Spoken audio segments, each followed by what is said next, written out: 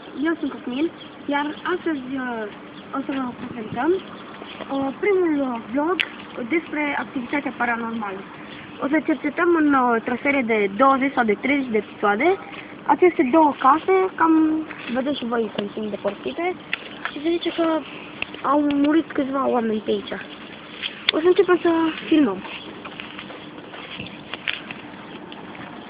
Și încă ceva. Aia este creșa, iar aia este grădinița din partea aia. Grădinița creșa este mai veche decât grădinița. Creșa e din 1976 și grădinița e din 1942. Bun. Creșa s-a cam deteriorat. Toate geamurile au căzut și tavanul a dispărut. Și de la cealaltă casă se vede clar cum au fost luate geamurile de la tavan, cum a fost luat aproape tot, și geamurile de jos. Se vede că un pic aici mai sunt și câțiva stâlpi de curent, dar să intrăm înăuntru.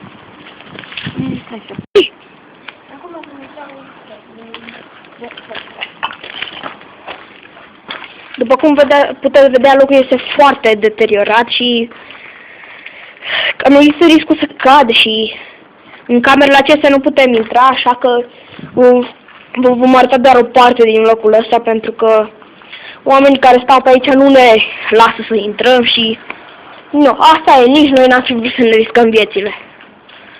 Nu. Acolo se vede că e o altă intrare. A fost o altă intrare. Mă rog, așa. Și aici este cea mai rămas. Uitați-vă, dacă vă uitați în sus, nu mai este nimica. Așa.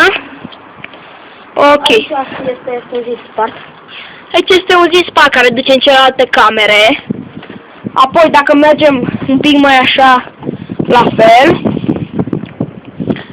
Dacă venim un pic aici, vedem că totul este foarte deteriorat. Dacă ne uităm un pic încolo, se vede beciul. Așa. Și acum, domnule, ce este fost un loc de joacă al copiilor. Așa. Și uitați, așa arată ea, cu adevărat.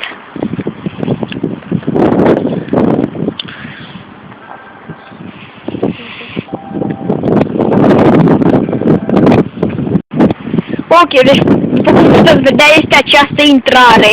Vom încerca să vă arătăm ce se vede dinăuntru, dar nu foarte mult să ne apropiem de margine. Pentru că, uitați, nu mai este podea deloc. Podeaua este chiar foarte spartă. Ok, dacă vă uitați acolo, este o intrare care duce în beci. Așa. Și asta e tot o parte din beci. Aici este foarte frig, deci bate vântul. Uitați-vă și în sus. Vedeți? Așa.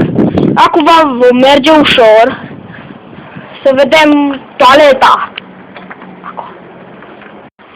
Și aici este presupusa baie cu o ieșire foarte ciudată, care chiar pare o ieșire. Și cam asta e. Acesta este un cuib de câine, ca să-i spun așa. Și asta e tot. Eu sunt Mihai, el e Cosmin și asta a fost vlogul nostru de azi.